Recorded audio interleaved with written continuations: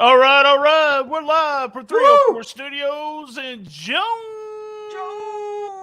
Jones! Arkansas. This is an STS Pod Club production. All right, I'm BT and that guy over there. What's it say? Oh, good God, Dictico. This guy right over here is, well, he's confused because the furniture store keeps calling. And Lance told me, he said, all I wanted was one night stand. Ta-ding, ta-da-boom. Oh my Woo, that was god. the worst one, I think. He's Not from Chicago, the home of the best damn pizza in the world. Fight on the me over it. Chicago Fight me side. over it on the Chicago pizza. I want you to fight me.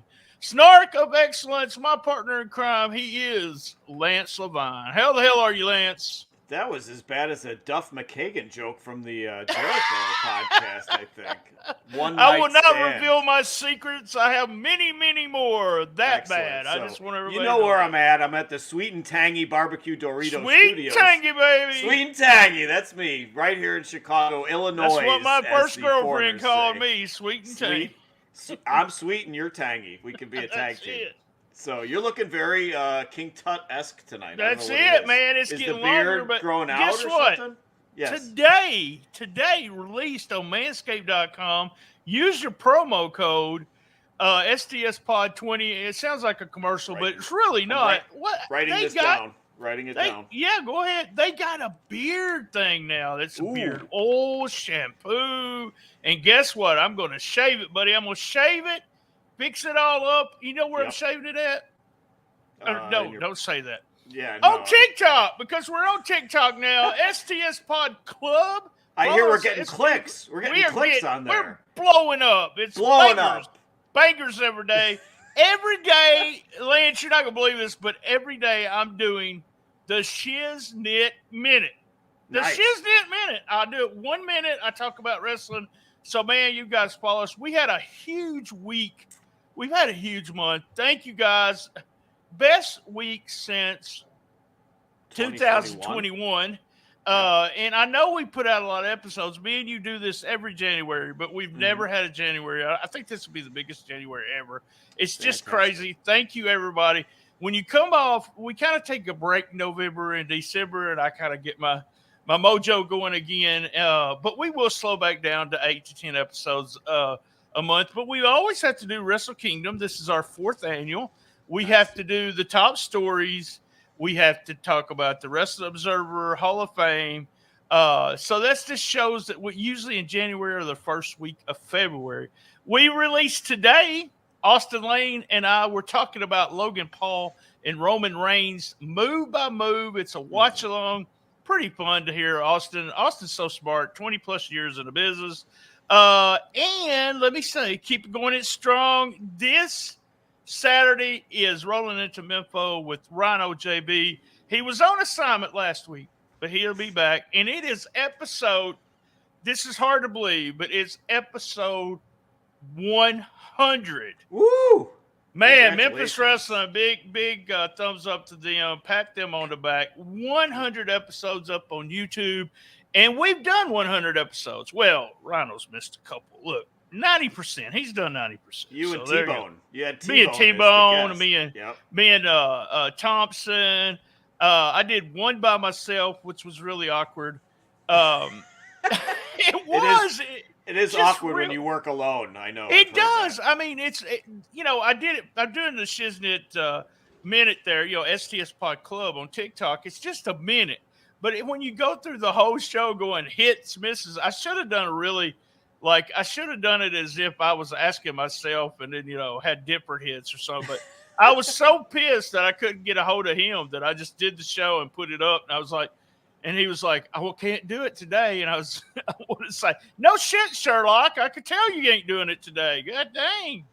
But, yeah. That's awesome, Lance, though. 100 episodes, not only for you guys, but also for Dustin and Maria. Just congrats to them. The Very whole cool. crew there. The last episode or the 100 episode has, they've been building this since day one. If you go to day one and watch the first episode, you have Mike Anthony, Brett Michaels, Cassandra Golden, all on that episode. And they are huge in the storylines. and still with them after 100 episodes. We have the champ, Cassandra Golden. We have the champ, Mike Anthony, putting the title belt again against Brett Michaels, the Gun Show, who I said, you'll never get him over because he can't talk on the microphone. Well, they proved me wrong, Lance. They proved me wrong.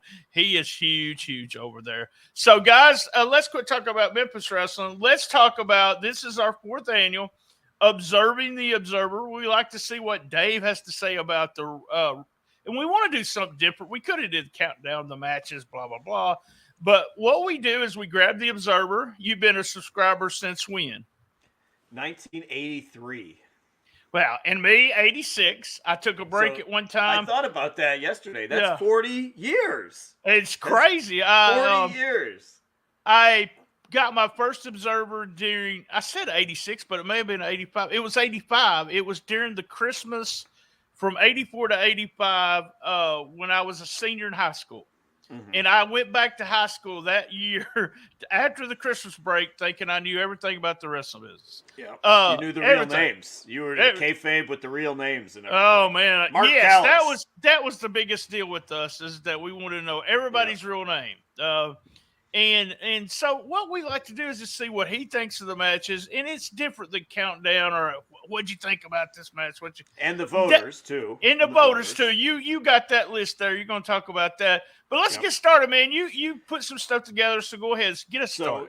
I know you didn't watch the pre-show, so I'll just rattle through some of the pre-show notes. All right. I did watch the entire thing. First thing I want to say is that Kevin Kelly, Chris Charlton, and Gino Gambino, or whatever the hell his name is, are just probably the best team right now. Those 3 guys, that combination. I could debate that with you about. Yeah, I would AEW say team, Excalibur, but man, just so Taz, solid. So good. I mean, that argument could be made too. Excalibur, so Taz, and Tony Schiavone. But man, what I love about Kelly and Charlton and Gino is the chemistry and the inside jokes and stuff that are not all that inside for people like us, that we get it, So just really great chemistry. And so as soon as those guys start talking, you're in for a great, entertaining show, the show from start to finish. Gino, he grew on me. I did not like him the first show that he was on, but I'm a huge fan of his during this. You're racist against Australians, I think. I think that's it. He's Australian? I thought he was Italian. Golly, man. Well, with that name, he's Australian Italian. I think that's a hybrid. So, all right. So the pre-show, overall, it was a blah. That exhibition match with that Russian kid or whatever he is, the amateur wrestler. Why did that even air? I don't know why that aired. The Rambo or Rumble or whatever the hell it's called. They do it every time. It's a Rambo. Biggest takeaways for me was that it was a waste of Ishii. You had Ishii and Jeff Cobb in that match. What a waste for those 2 guys. Just so much more talent than being in that. Yujiro comes out without the bunny. What was the point of that? Tai Chi comes out without... Oh, do you not know? The bunny, is she gone? Yes, she's gone. Okay, she's and Miho Abe is gone too. I heard that. Yeah. So Tai Chi is without Miho Abe. So we could do a moment of silence there. I was going to save it for the next show. But anyway, so one of the highlights of the Rambo was Kevin Kelly using the line, "a hot cup of Kofi," because somebody was avoiding getting thrown out of the ring and they were doing like a Kofi Kingston thing. So he just very sly says, "a hot cup of Kofi." So the titty twister is used in the match. Not only did they say it, which I thought was really awkward, but then Dave writes it too. I'm like, why do I need to see titty twister and writing? I got so weird. I saw that. I got to do a quick titty twister story. Okay, so I got my course kids. You do. I got my kids at wrestling. Okay, all 3 girls were sitting together. There's some redneck, and I could call them rednecks because that's where I'm from. Yeah. So 2 seats back. He's yelling during the whole wrestling, "Titty twister! Titty twister!" And then we get in the car, and I'm just like this, I just, in my mind. Yeah, and, with your 3 daughters hearing that. Yeah, and one of my girls, I can't remember, it might have been the old one or the middle one, said, "Man, I'm glad we didn't see any titty twisting tonight." And I just died laughing. It was just so funny. So this Rumble was just what it was. I gave it 2.5. Dave gave it 2, so pretty low. And then you finished the pre-show with the Seniors Tour, the Inoki Tribute match. I counted. You had 800 years of experience combined between these guys. So my only takeaways here is that Kojima and Tiger Mask are so tan they are officially red bones now. I think they're with they're with they're with Tony Storm and Juice Juice. Robinson. Yeah, they're all together with that. So I gave that 2.25, and Dave actually gave it 2.25 also. So that was the pre-show. That's all I got to say about that. Now we move on to the main card. So we're starting with the fourth match of the evening. It was the Junior Tag Titles match, which was TJP and Akira beating Leo Rush. I think it's pronounced Rush. No, that's Rush now. Rush? Is it still Rush? Okay, I thought it was Rush. But Leo Rush and Yo.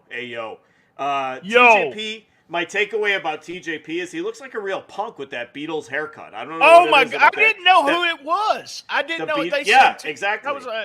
He had that Ringo Starr haircut from the '60s, so he looks like a real punk. Rush, did he blade or was that hard? No, that was Meltzer says he busted up because the ramp, it was not a smooth surface, which he thought it was, and he did not even make the Best of LA that weekend. So it was a legit. He stayed out there for a long time. I just thought he bladed himself, but man, he was bleeding like crazy. So this just obviously the great dives, just such a crisp match. I gave it 3.5. Dave gave it 3.75. What about you, my friend? I gave it 3.5, and I want to say something about Rush. I want to say. Now I got you saying it, Rush. I'll say it here in a minute too. He is one of the most talented guys, and when he gets in the ring, I have such a fun time watching him. But he is one of those guys where you can't be a fan because he's going to screw up and he's not going to be there next week.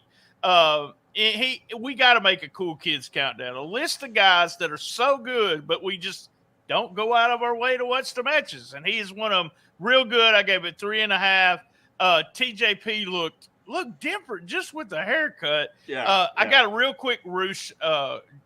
We got Roosh on AEW. Calling him Roosh now. And so, the backup quarterback, when Prescott got hurt, the backup quarterback was Rush. And so when he came on TV, I said, Roosh. I kept saying Roosh. And then Misty said, said, Who? They're not pronouncing his name right, Brian. I said, what do you mean? Well, they called him Rush. And I said, I just died laughing. I had to explain to her. But I call everybody Roosh now. I use Roosh no matter what it is. So one of my favorite bands of all time, Roosh. Yeah, and I got a Roosh over there to Walmart and get me a coffee maker. Geddy Lee, one of my favorites. So, anyway, all right. So our second match was Kairi Sane, or Kylie Sane, however you pronounce it. Kylie versus beating Tam Nakano. So New Japan has a hotties match. I was excited.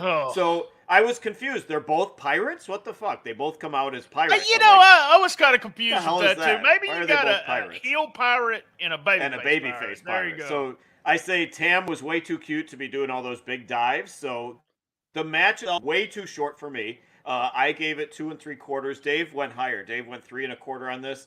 I felt that it was so short, it felt like it only existed to get to the angle with Mercedes Moné or Sasha Banks at the end of it. The angle was good, but we all knew it was coming. I wish it had been a surprise, But the Sasha thing, we all kind of knew it was coming. We knew what the format was going to be. I was really, I got to say, I was disappointed in the match. I thought they only gave him like 5 minutes or so. What there was of it was good. I could have gone for twice as long with it, though. So I'm just not. I gave it 2.5. I don't know how Meltzer can give it. This is one of the things I'll start talking about stars here in a minute. But it's 5 minutes. Come on, Dave. How can you even get over 3 stars in 5 minutes?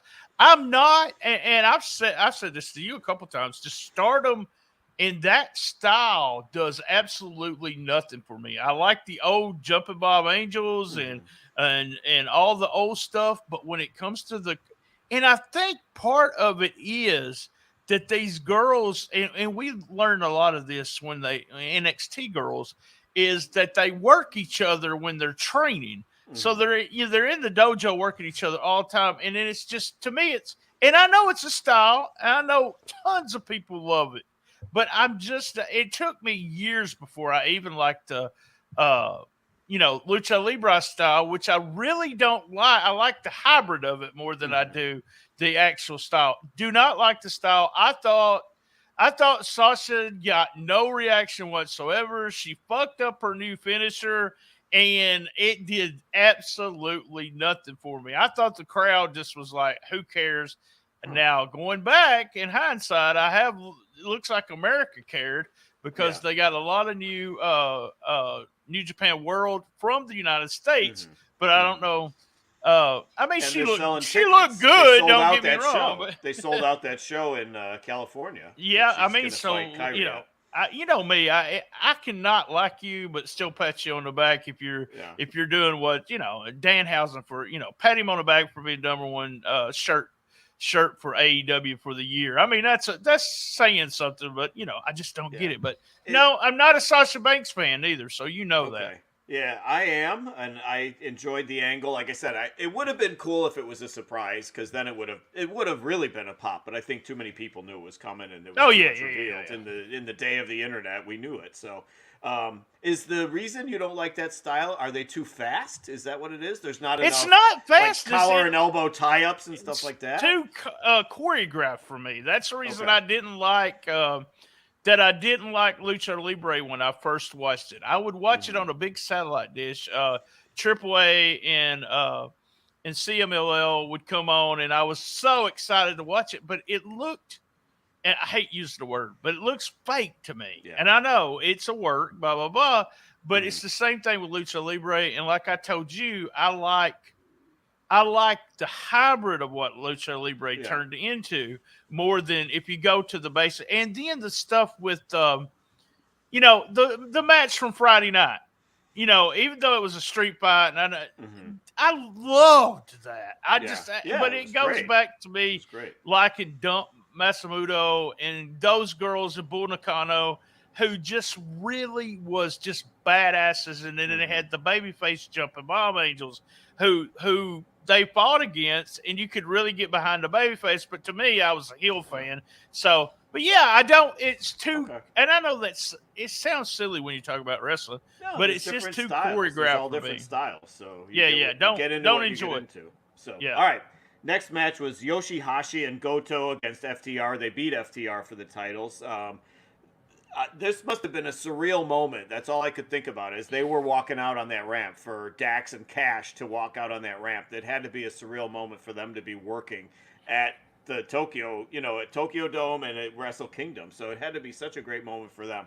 I'm looking at this, I didn't know much about it. I know the guys, obviously. I didn't know much of the storylines or anything, but I look at it as I'm like, this is 4 good hands. This match is going to be good. You can say what you will about Yoshihashi being boring or even Goto being boring, but those are 4 guys that can work. Goto also busted open. There was so much blood on this show, and yet no blading, apparently. So it was refreshing that the crowd was vocal throughout the whole thing, and it continued the downward spiral of FTR losing all of those belts that they had amassed, basically, last year. So I gave it 4 1/4. Dave only went 3 3/4. I love that match. I have a soft spot in my heart for Goto. And of course, FTR are the good hands that they are. So I liked it more than Dave. I gave it a half star. You liked it a lot more than I gave it 3 stars. I thought it was sloppy in spots. Yeah, I didn't really. I didn't. I think Yoshihashi. I gotta say that name, the complete name. I can't call him Yoshi. But he G1. Let me say, those 2 names do not say tag team champs to me, but with the tournament that he had, he deserves something. And with Goto, they'll make a good solid team in between who they're going to put the belts on next. They may become, just a working team. I don't know. There was something here in the Observer that I thought was good. Cash actually missed the press conference, had a travel day from hell to get to Japan with 2 flights cancellation and a 7-hour drive to get a new flight. So, you got to give it to him for having a solid match. But yeah, I thought there was something missing there, and I only gave it 3 stars. Interesting. Okay. Next we go to ZSJ against beating Ren of Ren and Stimpy fame, or else Ren Narita, whatever his name is. So I thought it was Shibata. Honestly, the guy looks just at first like Shibata. I did, yeah. They put him in the same trunks, the same hair, everything. So anyway, so Zack Sabre Jr. beats Ren for the TV to crown the inaugural TV champion. This was They're totally getting as many strong belts style. as AEW, I Yeah, believe. exactly. So. I think they already do. So totally strong style this match. The work was very stiff. Narita is boring, but they had a good chemistry here. I thought he had a really good chemistry with Zack. Zack finally wins with a tap out of nowhere. Just came out of nowhere. And then Zack then joins TMDK, the Mighty Don't Kneel. I know that because I'm an insider. So he joined that faction. I enjoyed this match. I gave it 3.5. Dave gave it 4. Dave liked it a little bit. I gave it 2.5. Really? It wasn't Wow. nothing to me. Yeah. Another really short match, 10 minutes and 32 seconds. I'm actually a fan now of Zack Sabre Jr. And The volleyball player. I want to He's the talk to volleyball you. kid. You said Ren and being boring. So as we go through here, we got all of these guys that started out in those little black tights, and we seen them at the front of all the matches, and they worked each other. Ren might be the one that, like you said, he's just kind of boring, but just a solid worker. Nothing wrong with this match. It just didn't do anything for me at all. Okay. Interesting. All right. So then our last match before the break is Tama Tonga beating Carl Anderson for the Never Open title. That's another title that they have. So this one obviously completely telegraphed because Carl Anderson is on the WWE payroll, and yet he had to go back to Wrestle Kingdom to defend this title. So the match was completely telegraphed. You knew what was going to happen. But I will say they worked stiff. They screwed up the finish. I know you're going to mention that. It was the gun stun on Gunka. I call him Gunka because his moniker on Twitter is Machine Gun KA. So it just every time I see it, it looks like it says Gunka. So anyway, so Tama Tonga takes the title from Gunka. Gunka actually worked. I'm surprised. You know, this was a perfect opportunity for the guy to just go through the motions, and he didn't. So I thought I'd give him credit. So I gave it 3. Dave only gave it 2 3/4. I thought it was decent. It was better than expected with these two guys for me. I gave it 2.5. I didn't think it was anything special. I like both of these guys a lot more than you do. I've always liked Tonga, and because he's a handsome man, especially and with he takes off that, he with takes that off long hair, the jacket and the vest. He undoes the vest. And Carl Anderson is just one of my guilty pleasures. He can have 4-star match on Raw of all places, or he can have a dud. It don't really matter, but he is always going to be solid. He understands the business, and if you've ever listened to him on his podcast, he's just a fun guy. That's just all he is, and that's why I like him. I'm told he has a hot Asian wife. This is he does, and he got in trouble last year. Was it last year? We did cover that on WTF multiple times. I hear Josh Alexander has a hot Asian wife too. Yes, he does. He does. So it is increasingly more and more on the angle. So you liked it. You said what, 2.5? I said 2.5. I thought it was. Here's the deal. And I'm going to tell you probably why Anderson worked so hard. These two guys have been friends forever. They started in the dojo together, and I think it was one of those things where Anderson wanted to go over and drop the belt, and he kind of look. Let me do this for. I think Tonga's guy is going to be one of those guys that they pushed toward Okada eventually. Are in the position as a babyface against another heel champion when they make it. I think he's there when it comes to, but there's just so much. I hate them blocking the stun gun. They did that in the G1, and it looks so bad that they block it 500 times before they actually hit it. So I believe it's the gun stun, but stun gun. Did I call it the stun gun? You said stun gun. Yeah. The gun stun. So, it's the same damn thing. Son of a bitch. You are not exactly blown away by the first half of the card. It was not. It was just I enjoyed it. I thought it was entertaining. Nothing that for the first up until the next match, there was nothing that really blew me away. So okay. All right, man. This is commercial time. Is that what you told me? You follow the format? I'm trying to. You keep on. Damn it! You better follow the format. It's very important. Guys, if you're watching us live, and I don't know how many it is, but we do appreciate is you be watching us live, we're fixing to take a commercial break on the main feed, but not here live. So I'm going to count to myself about 5 and welcome you back. So here we go. Hey, welcome back for commercial break. And remember, STS Pod 20, that Manscaped just came out with this whole beard thing. It's if you follow us on the talk, that's the cool people say that on the talk The insiders, Yeah. and cool kids too. So what you want to do is I am going to take care of this beard right here on the talk, and guess what, Lance? I'm also going to wash the gray out of it. Oh my God, I'm going to be so groomed one night. When we get on here, you won't even know who I am. So I'll be like, who hacked your page? Somebody hacked into. Who is that? Is that Brad Pitt? Who is that over there? It took them a long time to do that. They've done you can cut. I remember I sent you something, or they sent you something. It was a razor, and you said, why did they send us a razor? Yeah. I said, it says it's for the testicles, it's for the balls, but I'm gonna use this for my face. Yeah. And you said it's the weirdest thing. How many what'd you say? How many contractions can you use to take hair off your balls? So I just want to know. Yep. Awesome company. We thank them for sponsoring it. For sure. So all right. Let's get back to Wrestle Kingdom 17. It is the Observing the Observer. So the second half of the card, we have the Muto, Roughneck Umino, and Tanahashi beating Sanada, Bushi, and Naito. So this was the Muta retirement tour continuing. Muta actually does a few minutes in the match. He opens the match, does a few minutes, and then lets the others do all the work after that. LIJ worked heel here, which I thought was kind of weird because they're so well liked and they sell so much merch. So one-time thing, they were just working heel here. Umino, this Roughneck Umino, must be something lost in translation on that one, but Umino pins Bushi. For a split second, I was surprised by this, but then I figured, well, they want to give him the rub in the Muta match. They want to get him to get the big win in the match that Muta's in. So it was clearly all about the rub for this Shota Umino guy. The kid is going to get a mega push. By this time next year, he's good looking. Yeah. He's solid. He's gained weight, gained that 20 pounds on the off season. He looks like but a younger Tanahashi. Yeah, Tanahashi. So good looking guy. I could see really solid worker.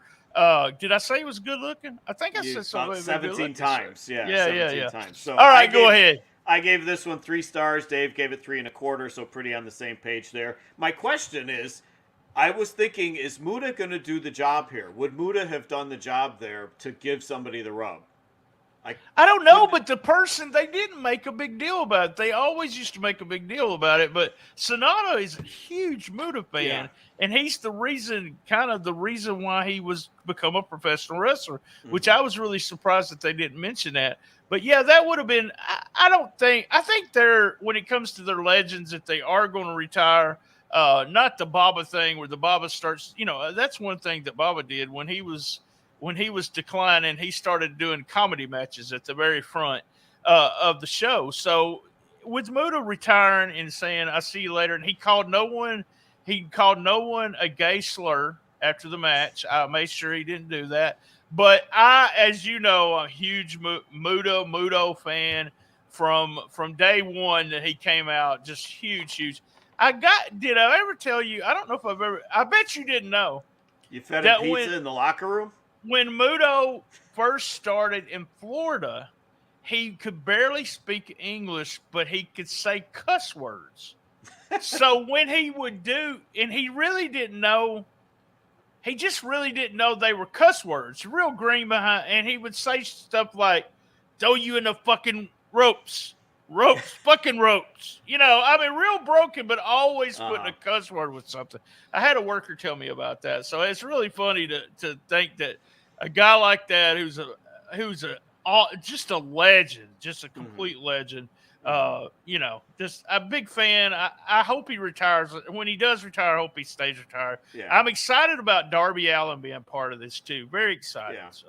I was mildly surprised how much he worked. I thought it was going to be a minute or 2 minutes and that was it. He stayed in there a fair amount, he didn't work the whole match or anything, but I was surprised he did as much as he did. So then we go to Hiromu, one of my all-time favorites. Yes, I'm going to say it. Hiromu beating Desperado Ishimori and Wato for the junior title. So as expected, you know, in this 4-way with those 4 juniors, you're going to get all the great dives. Even Wato hit a couple great dives. So it ends with Hiromu beating Wato with the time bomb for the win. The champion not pinned conveniently. I went a little bit lower on this. I only went 3 3/4. Dave went 4.5. And I part went of it 4. for me. Yeah, I mean, part So of it it's for just me right. is, Yeah, pretty much the same. Yeah. as much as I love Hiromu, I don't care about Wato at all, and I barely care about Ishimori. I know that might be curse words to somebody, and I don't know what it is Ishimori about is him. just boring to me. I don't He know. fits and then in that Desperado category. I like, Yeah. but Hiromu is the only thing I was watching this match for, really. That list that we got to do a Cool Kiss because he's one of those guys who is so good in the ring. You watch a match and he's so good, but you never go, man, I want to go out of my way to see one of his matches. You never go.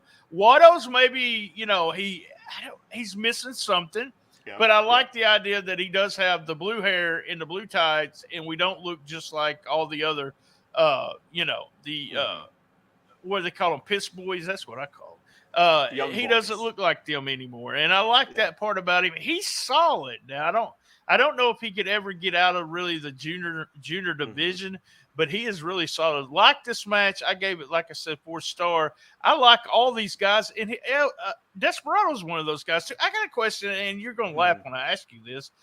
You may not know: is El Desperado, is he Japanese or is he Mexican?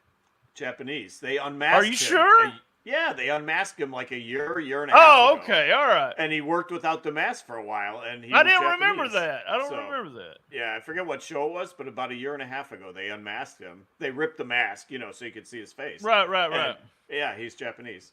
So I don't know the real name. You consult I figured with Dave you wanted. I think his mama named him El Desperado. I think he did. All right, now we're getting to the main events here. So Omega beating Ospreay is my main event for this card. So it was a classic, lived up to the huge expectations for this match, and it lived up to them. Some people online, not me, but some people online were saying this was their favorite match of all time, the best match they'd ever seen. So they go 34 minutes, unlike the girls' match that went 5 minutes. Right. It had a big fight feel to it, obviously. Everything was just incredibly crisp with these two guys. Omega jumping through the table onto Will's back was crazy. Ugh. Omega suplexed onto the bottom of the table, hitting the metal. Those tables weren't the original tables. The original tables were never broke. They had some thinner ones this time, but just awesome stuff. Omega hitting his head on the metal part of the table. Ospreay gushing from the DDT off the top turnbuckle. Omega putting Will's head through the table. Then you got your Germans, your V-triggers, Super Oz Cutter, Styles Clash, Hidden Blade. This match has everything. It becomes a total war of attrition at some point. Finally, the One-Winged Angel is hit at 34 minutes in. Omega wins the title. One of my favorite, I mean, there's so many things to love about this match, but one of my favorite things was Will Ospreay shit-talking Omega as he's hitting the One-Winged Angel. Like, you know, like, fuck you. He's still saying, but that's it. I love that. He's just bitching and moaning and giving him so much shit when he hits the finisher. So all the way to the bitter end, Will's giving him shit, and then he gets pinned. So I gave it 6.5. Meltzer gave it 6 1/4. I think Brian gave it -2. I think is how you on your scale. I'm going to bitch for a minute, just a little bit. I've been thinking about this the whole time. So, and I want to say something. I want to say I didn't hate this match. No way did I hate this match. I loved it. I gave it 5 stars. But I think the star system to me is just ridiculous now when you keep – and I know your and Dave's explanation is pretty much the same in your sense. You're going to have better stuff. You got to look forward. You got to get away from this. You got to I just can't – I almost decided that I was not going to do any star system anymore just for the idea that, you know, you had Cisco and Ebert. Think about Cisco. What did they do, Lance? They did thumbs up, thumbs down.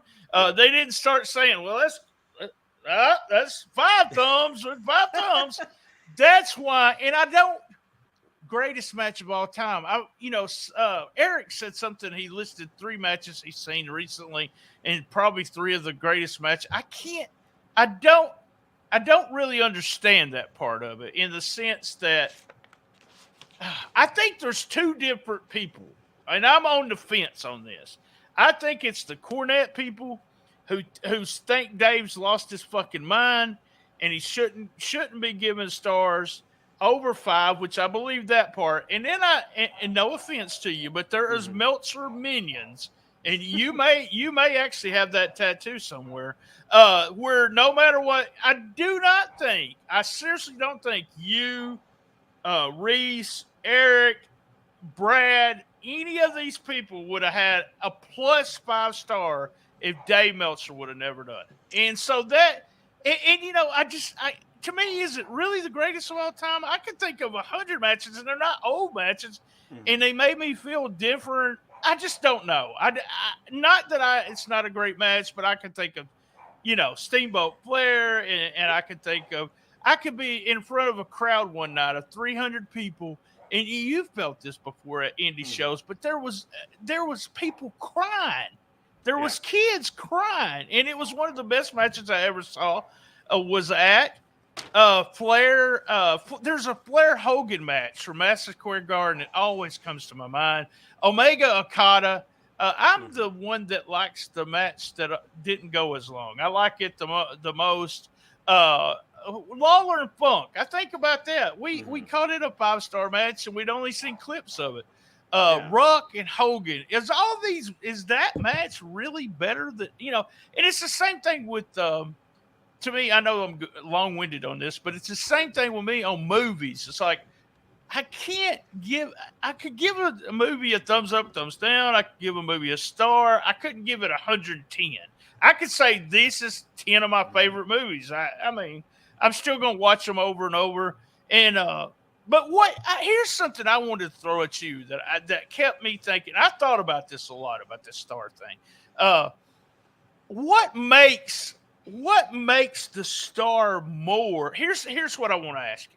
So we've already talked about this a little bit. The star system, is it the pure enjoyment of the match, or is it the actual technical part of the match? There's been an argument about this. For me, it's as the match progresses. And that goes back to the girls' match where I only went 2 3/4 because it only progressed so far.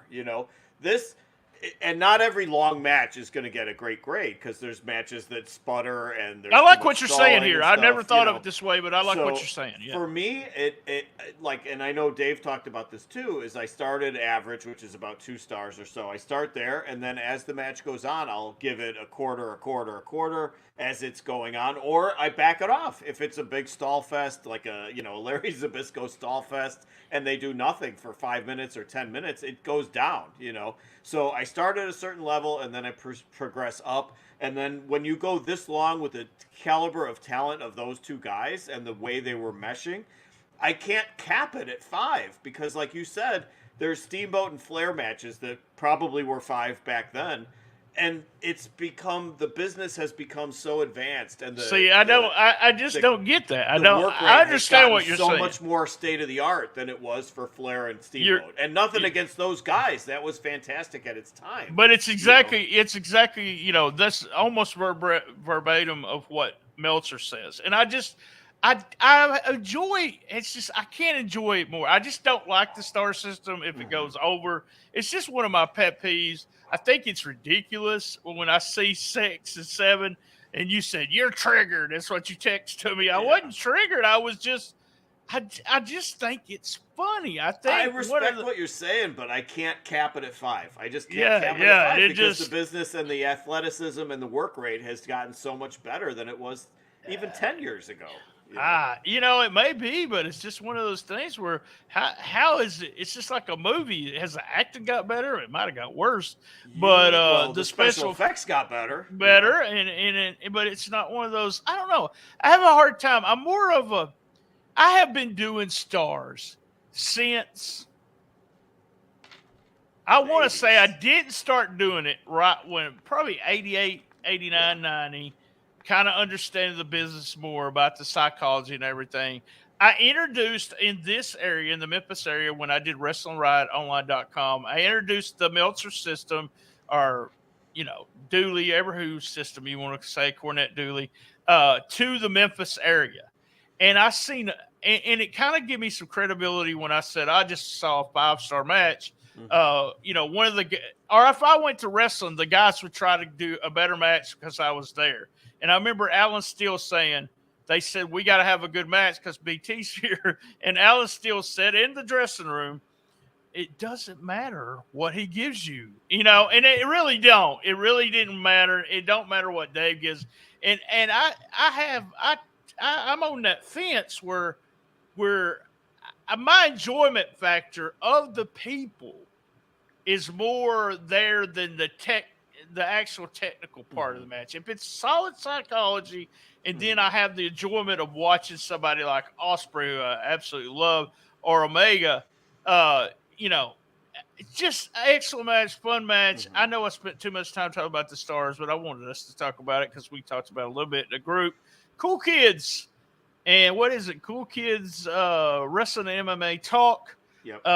You can go into Facebook, and we have a bunch of very smart fans, and Lance needs someone to help him with the Raw thread. So if you watch Raw on a regular basis, go in there and help him out. He watches it every time. That's right. So, all right, let's talk about the main event. The actual main event is Okada beating Jay White. No way can they follow that match, but Okada and the title match has to be the last match on the Inoki Tribute Wrestle Kingdom. Sure, yeah. They were backed into a corner because there was no way this match was going to follow it. And what'd you say? They were backed into a corner? Counter. That's the way we say it. Come on, man. Get with it. The Fanger. So I like Jay White. I know you like him more than I do. I've come around on Jay White. What I love about Jay White is he's so good at fucking with the fans and just getting that heat. He's just so good at it, just riling them up. I love the way he acts in the ring. White dominates 15 minutes of this match, and then they start with the back and forth offense. They kill each other's necks. They go to a slugfest at about the 30-minute mark, and then Okada finally wins with the Rainmaker. Very good. I had it at 4.5. We actually, Dave and I agreed on it, 4.5, but it just, bottom line was it could not follow the Okada and Omega and Ospreay match. So good match, though. I had it 4.75, so just right there. It was and it's one of those things where, and you said that there's another factor affecting this match. It's rating. I've seen so many people said if this was on a show without the having to follow that match, it might have been 5 stars. And I was like, wait. How? But I understand there's another factor in the star system where you don't know. You got to get out there. And Jay, and I've said this a long time ago, and I'm glad you finally came around with him. What makes him so good is he's flawless. And like you said, he's such a great heel. Can he get over with the American audience on a big scale like WWE? Who knows? He got a huge push with New Japan, and I think he wasn't over, but he did get over. Okada just is. It's so crazy to think that in the last, since the Omega matches, he actually improves. He's so good, good, and he's a good-looking man too. He is a good-looking man. I've heard you say that. Yeah. I don't know. Great ending to the show. He did the whole tribute to Inoki, and then we had Shingo come out wearing. Was he wearing his girdle? I think a diaper. I think it was. Oh, he was wearing a diaper. Yeah. But he came out and did the challenge, which I thought was kind of weird. So I don't. That's something to think about now. Who do we want to see Okada against? And we talked about Forbidden Door on our last show. There is so many dream matches out of AEW or possibly WWE. Who knows what's going on back behind the scenes now? Love to see Okada in the ring with Bryan Danielson, Moxley, a bunch of guys, the top guys in AEW. So it'll be interesting. And I bet you Moxley would bleed during that match. How much you want to bet? I bet he's bleeding right now. He's bleeding as we're speaking. Right now at home, having supper with Renee. So let's talk about the poll really quickly. So the poll of the Observer voters. So it was 357 thumbs up, 0 thumbs down, and 1 thumbs in the middle. So that jackass had to get that. He had to be the one that said in the middle. But what cracked me up was that if you add that up, it's 358 voters. So the best match was selected was Omega and Ospreay, of course. So out of 358 voters, 364 picked Omega and Osprey. So more people voted for that than actually voted in the poll. So I don't know how the math works it's there. so weird. Yeah. Yeah, it was weird numbers there. But then the worst match was Tamatonga and Gunka at 122, the Rambo at 87, the Inoki pre-show with the 800 years experience at 65, Kyrie and Tam at 20. I can understand that because it went too short. And then the Muto 6-man at 19. Me personally, I agreed with the Omega and Osprey is the best match, obviously. My worst match, if you look at the pre-show, if you include the pre-show, the Rambo and the Inoki match, I had both at 2.25. So to me, those would be the worst. But if you're looking at just the main card, like I know you like to, I would say it was Tamatonga and Gunka at 3. But 3 is not all that bad. I think overall, the girls was the worst. Worst. Yeah, the girls was the worst match for me. Just because it was 5 minutes. I mean, it didn't even blow. If you know, to me, I heard a lot of people say this, and I'm not the only one. But to me, introducing a girl's belt that looks like you bought it at Walmart. It's a tiny. It is horrible. Yeah. And then giving the girls 5 minutes, and then we spend more than that for her to walk down the ring. It was not a good showing for me. If they went 17 minutes and one of them was bleed, that match last Friday night Rampage match it was 10 times better than that match for me. I loved it. I love the blood. I love the whole and I thought about this. We had tables, we had chairs, and we had asses, and you can't beat that. And blood. That's so you have blood, night tables, at the chairs, house. And asses. We need a Friday t-shirt. night at your house. There you go. We need a T-shirt that says that. There we go. Lance, you got anything else to add? No, that's it. I was overall strong thumbs up on this card for me. Nothing sucked except the most of the pre-show was unnecessary. Dragged out the show. They could have cut some of that stuff off the pre-show and given the girls another 10 minutes, and maybe you would have liked it. So, but overall, just how can you end with matches like those two? And just not be a thumbs up for that card. Just a fantastic card. If I was doing an average, I couldn't. But with just those two matches, I watched them first. I did not tell you that, but I watched those two matches first and then went back because I didn't want those two matches spoiled for me. Because I think you watched it right after me or during the same time. Yeah. I started it at about 7 in the morning the morning it ended, a couple hours earlier. Right. I did too. I started, I watched it till about 1, 2 in the afternoon until it was over. Stayed off social media, like that's something that you always we talk about. That's the only way to stay off of. It is. You cannot go to media. Yeah. The people say, well, you're still like a lot of people will say, look, he's still putting stuff on Twitter. Well, no, I put that up so it goes up. Yeah. I actually have a program that does that. So it's you got to stay. And if you get on there and it spoils it, you can be so pissy about. I can be so pissy about it. So. I mean, there's certain shows that I don't care about. If it's like Crown Jewel in Saudi Arabia and I'm not watching it live at whatever. I do. I do not. I don't want spoilers. I do that with Memphis Wrestling. I've been spoiled maybe on one major match on the show Saturday. I thought I saw a spoiler on it, but it wasn't for sure. But that's pretty good, 100 shows and maybe spoiled twice. Yeah. When it comes to anything that they're doing, I just like the idea. The only thing, and I'll take that back, Raw and SmackDown in Impact, you can say, hey, make sure you watch this or this happened, see what you think about that. Last night you text me during the football game, which I said he's watching wrestling during one of the biggest games ever. That could have been Brady's last game. Oh, if you look at it that way, yeah. But I'll be into obviously as the playoffs advance, I'll be more into each game. Like I want to see the 49ers. Yeah, I'm just one of those guys that follows the Cowboys only. Yeah. And then hardly ever watch any other games until the playoffs, and then I watch all the playoffs. All right, guys, we're getting off here. Patreon, nothing special tonight. We spent a whole hour talking as I talked to Lance about his Meltzer Minion tattoo. He did not admit to having one, but I think he does. No ink. It's an ink-free zone right here. I've only got 3, so no big deal. Only 3. Here we go. Same bad time, same bad channel. on the best little wrestling podcast in the business. Be there. And as everyone knows, I love my mama. And as everyone knows, I have fun everywhere I go. And I wish I was in Japan. One of these days, I'm going to go to Wrestle Kingdom. Mark my words. We're going to go.